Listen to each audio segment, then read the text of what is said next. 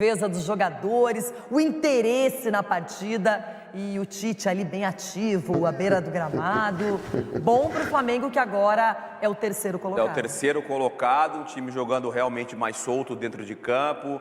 Tecnicamente o Flamengo é muito bom e o Tite vai conseguir tirar o melhor desses jogadores. As estreias do Tite desde 2010, então são 4 jogos, 4 vitórias. E aí a gente tem a média de gols marcados também, nenhum gol sofrido, olha, isso chama atenção. Na verdade, o que mais chama a minha atenção desses dados todos é o fato dele só ter estreado 4 vezes de 2010 pra cá, né? Claro, não tem nada mais que me chama a Tem atenção. técnico que estreia 4 vezes num ano. 47 vezes. Não, num ano já tem 4 estreias. Mas o Tite é um cara de trabalhos longos, né? 4 estreias em 10 anos.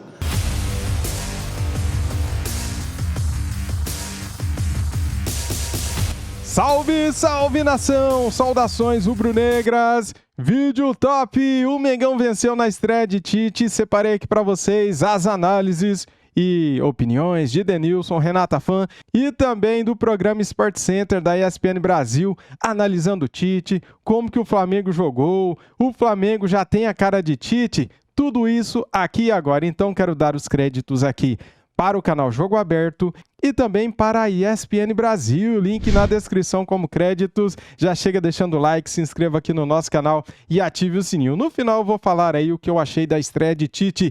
Agora eu tenho uma dica especial para você. Dito isso, vamos aqui pro vídeo. Foi ótima a estreia do Tite no comando técnico do Flamengo. Fora de casa, em pleno Mineirão, o Cruzeiro desesperado. E o Flamengo aplicou 2-0, jogou bem, tranquilo. E o Tite começa literalmente com o pé direito. Era Tite. Tô muito esperançoso e tô confiante. Um ótimo treinador aí, uma equipe boa, né? E vamos que vamos, ó. Vamos pra cima. O Tite é um bom treinador. Acho que o Flamengo vai se dar bem. Espero que não seja hoje. Tite, boa sorte. Nós precisamos muito de você. Semana bem trabalhada, preparado pelo que o Cruzeiro poderia propor. Então, feliz por esse início. A gente precisa fazer um grande jogo em casa agora para confirmar esse início de trabalho e vai ser muito promissor. A gente nunca vendeu nenhuma ilusão, a gente sabia que esse infelizmente seria o nosso campeonato, mas esse é um campeonato importantíssimo para o clube e é isso, é normal, a gente entende também a torcida por tudo que viveu, tem o medo, tem tudo e também a gente tem que melhorar dentro de campo e, cara, a cobrança tem sido grande entre nós. E aquilo, é continuar, é prosseguir e aceitar e não pedir nada por torcedor, que a gente não tem esse direito. O Flamengo chegou aos 47 pontos e voltou ao G4 do Campeonato Brasileiro, estando agora a apenas 2 pontos do vice-líder Bragantino. E se a expectativa era grande com relação à estreia de Tite, o novo comandante não deixou a desejar. Eu procurei ter a capacidade nós da comissão técnica de preservar aquilo que historicamente é o Flamengo e daquilo que os atletas têm como característica. E eu digo assim, eu tenho isso. O técnico não pode ser supervalorizado. Quem tem que ser valorizado é o trabalho todo e a nós, enquanto comissão técnica, de ajustarmos as peças e termos essa capacidade de potencializar eles. O time de Zé Ricardo está a apenas 1 ponto da zona de rebaixamento. Certamente o emocional está atrapalhando a gente um pouco, mas a gente também está trabalhando para isso e eu espero que a gente já consiga dar uma resposta de imediato, porque a gente não tem agora o que pensar mais para trás. Esse resultado que você falou já aconteceu, nada vai fazer mudar. Para piorar o clima tenso, o Ronaldo disparou críticas com relação à postura da torcida e colocou a permanência na Série A em xeque. É o que temos, nós temos que nos unir, como eu disse antes, fazer um chamamento à nossa torcida, que da maneira que está se comportando não nos ajuda em absolutamente nada. Nós só sairemos dessa situação se estivermos unidos, acreditando no projeto que a gente planejou e, logicamente, com o apoio da nossa torcida. Sem o apoio da nossa torcida, dificilmente a gente permanece na Série A. Verdade. Olha que desânimo, hein? O Ronaldo, que foi muito xingado pelo torcedor do Cruzeiro. E tá aí a posição do time mineiro. Cara, deixa eu defender o Ronaldo aqui. O Ronaldo salvou o Cruzeiro, né, cara? Tava na Série B, o cara chegou, colocou o dinheiro e ainda o cara é xingado. O torcedor também, pelo amor de Deus, o cara não tem consciência, né, velho? O cara salvou o Cruzeiro, trouxe pra Série A e agora a torcida taca pedra, né? Bonito isso, né? Não é boa na tabela, foi ultrapassado pelo Corinthians e agora vai ter que encarar um campeonato brasileiro até o final, muito complexo. O time não engrena, mudou de treinador, o Zé Ricardo até na primeira partida deu uma esperança e depois parece que o Cruzeiro estagnou. E o Flamengo, em contrapartida, fez o resultado, o ânimo era outro, a leveza dos jogadores, o interesse na partida. E o Tite ali bem ativo, à beira do gramado.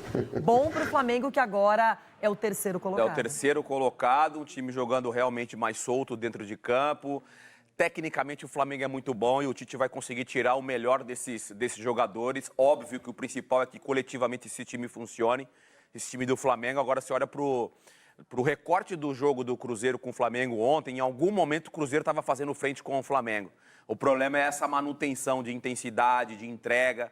E aí o Flamengo, quando faz o gol, o Cruzeiro acaba sentindo, né? E você vê o semblante do Zé Ricardo na coletiva, e você vê o semblante do Ronaldo pós o jogo ali, falando que tem que tentar resgatar essa conexão do torcedor que eles tiveram na temporada passada, na reta final, para voltar à Série A do Campeonato Brasileiro. O Ronaldo está tentando resgatar isso, passando essa mensagem para o torcedor, porque é uma situação extremamente delicada. Já algumas rodadas o Cruzeiro passou a jogar uma competição diferente, que é essa competição embaixo da tabela da classificação. Apesar de ser um time jovem, com alguns talentos, o Cruzeiro precisa vencer para tentar se afastar um pouco dessa zona de rebaixamento. E o Cruzeiro não vence no Mineirão, que coisa, que sina. Agora, para o Flamengo, a mudança de treinador era necessária, muitos problemas, isso parece que ficou para trás. Por exemplo, o Pedro fazendo um gol de pênalti importante, definindo também o resultado. O Ayrton Lucas finalizando, entrando na área. A gente já viu um Flamengo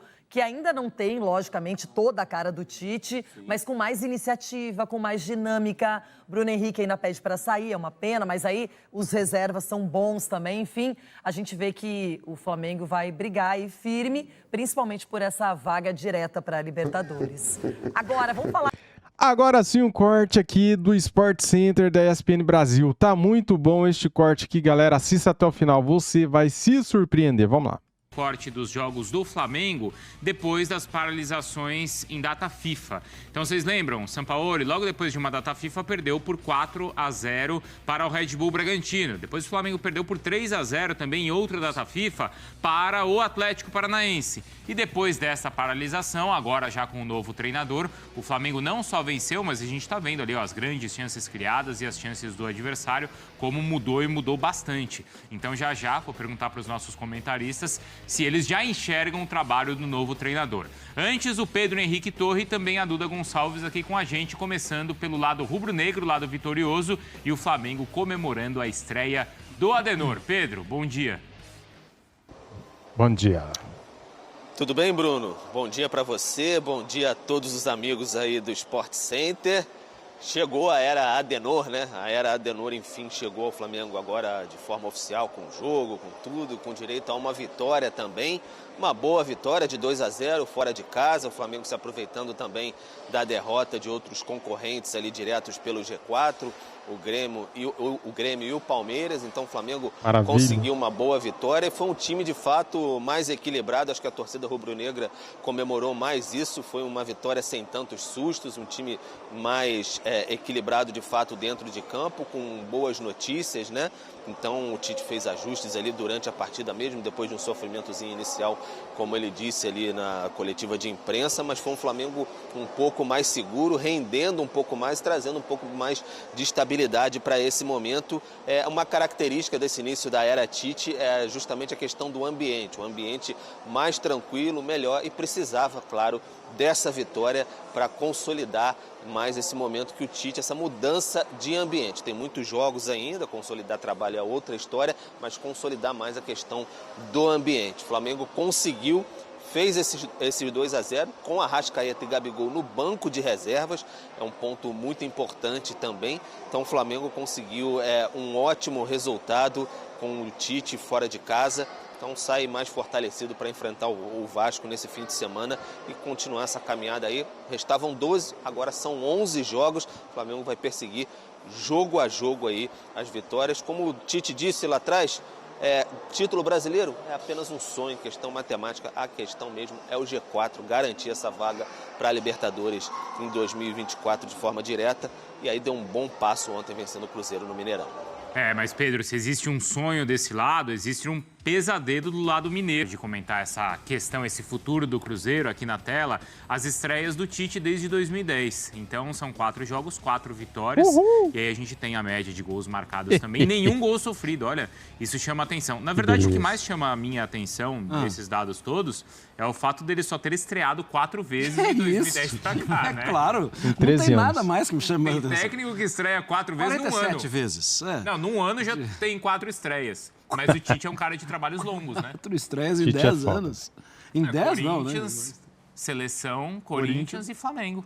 São só 4 estreias em 10 anos. Isso é impressionante. Nada mais me chama atenção. Nada. Mas ontem já deu para ver o Flamengo do Tite em campo? Não, muito cedo. Eu acho que tem... alguns pontos que vêm, assim, antes do Tite. Vamos apresentar o Tite vai chegar aqui. Ele não vai chegar aqui como um cara desconhecido. Ele vai chegar com toda a história dele. E os jogadores respeitam a história dele. Antes dele entrar em campo e dar um treino, quem é que vai entrar em campo e vai dar o treino? Então, eu acho que a gente buscar ver em campo movimentações, obsessão pela posse da bola, isso tinha também o time do São Paulo. Eu acho que teve um time melhor organizado sem a bola, sem correr tanto risco. Mas o Cruzeiro, no início da partida, forçou o jogo pelo lado esquerdo de ataque, direito de defesa, e chegou a algumas situações mais complicadas. Então, não é isso, chegou alguém que vai colocar ordem na casa e que é respeitado pelos outros. Para mim, esse é o ponto que chega antes do Tite. Sim, e essa questão que a gente viu naquela primeira tela ali no começo do programa, de chances criadas e grandes chances sofridas. Porque o Tite, a todo momento na entrevista coletiva, falava muito em equilíbrio. Sim. E acho que isso a gente já conseguiu enxergar ontem. Eu acho que o começo de jogo ali, muito pelo impacto do Cruzeiro, muito pela necessidade do Cruzeiro de desempenhar dentro de casa também. São só 6 gols marcados em casa no Campeonato Brasileiro, é muito pouco, né? O que o Cruzeiro faz jogando diante da sua torcida. 3 minutos de jogo, o Thiago Maia já estava com cartão amarelo, né? Então, assim, deu para perceber que o ajuste ele veio em sequência, com o Cruzeiro não conseguindo ser efetivo nas chances que conseguiu criar. Mas eu acho que o entendimento dentro de campo e como os jogadores se procuraram fala muito também sobre o impacto Tite, né? De conversa, de mobilização. Claro que tem todo o período de treinamento, mas a confiança que os jogadores encontraram neles mesmos ali, né? Muito próximos. Eu acho que isso foi marcante também. E a maneira como ele também mexeu no time ainda no primeiro tempo com os jogadores que estavam em campo, porque isso aconteceu também, Breber. Sim. Enxergar o que estava acontecendo ali. Sim, até... Acho que com o Gerson, principalmente.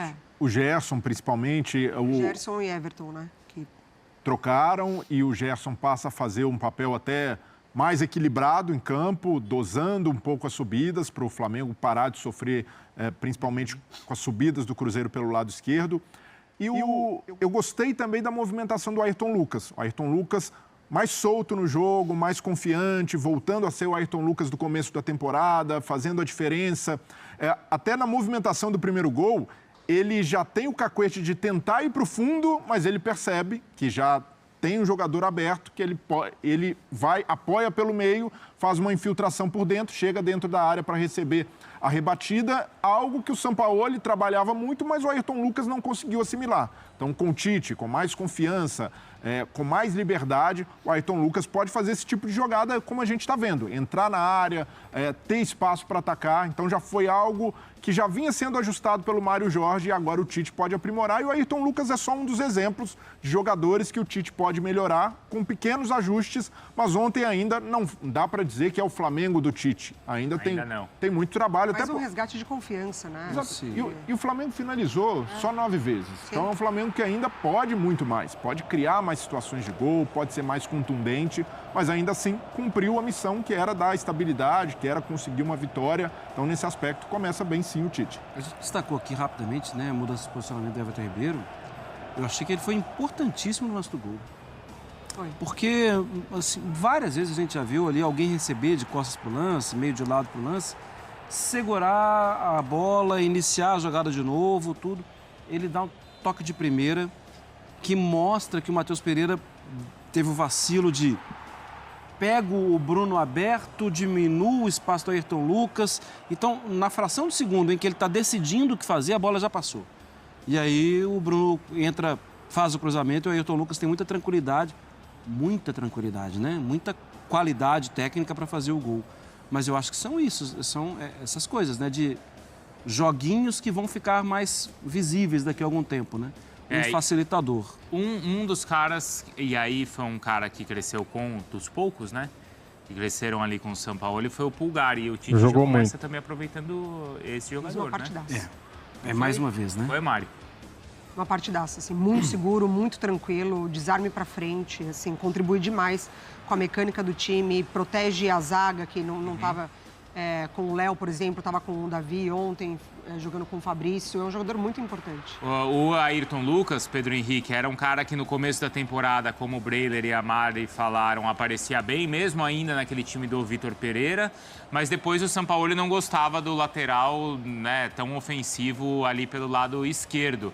Agora talvez seja um aí resgatado pelo Tite, Pedro. Bruno, ele caiu no meio daquela desorganização ali, daquele caos do Sampaoli, né? Na verdade, o Sampaoli preferia o Ayrton Lucas quase como o famoso lateral construtor, como alguns chamam ali. Ele ficava um pouquinho mais preso à defesa, talvez tendo que iniciar jogadas e tudo mais, sem ter tanto corredor para atacar.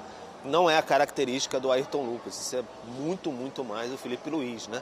Tanto que uma partida excelente que o Flamengo fez sob o comando do São Paulo foi contra o Grêmio lá no Sul e foi o Felipe Luiz que desempenhou essa função, até porque ele prendia ali o lado esquerdo e soltava demais o Wesley pela direita. Então, tentando talvez o Tite equilibrar essa linha defensiva aí, para, enfim, revezar um pouco quem sobe, o lateral direito, o lateral esquerdo, isso talvez facilite mais essa questão do Ayrton Lucas, ele possa brilhar como ontem brilhou, conseguiu ter bons momentos ofensivos ali, que é a principal característica desse jogador. Então o Tite vai aos poucos tentando observar. Uma coisa é você ter, né, Bruno, amigos, a ideia de como o jogador pode desempenhar a função e outra coisa é você ver em prática. Acho que isso aconteceu bastante no primeiro tempo e até o Tite dando, não diria mão à palmatória, mas assim, entendendo que era preciso no momento ali trocar o Gerson com o Everton Ribeiro, porque não estava funcionando, não precisava insistir, é o melhor para o time mesmo